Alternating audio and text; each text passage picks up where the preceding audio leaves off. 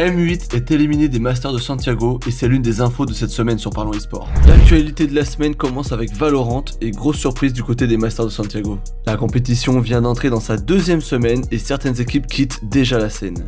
C'est malheureusement le cas pour Gentlemates et Furia qui deviennent les deux premières équipes officiellement éliminées du tournoi.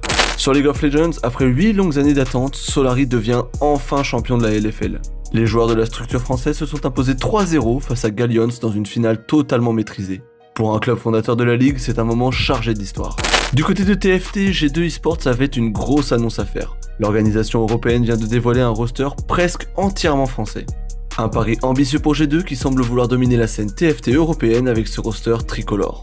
Et on termine avec les jeux de combat. Lors du Paname All Stars, le joueur français Crêpe Salé s'est imposé après une finale intense face à Raflo.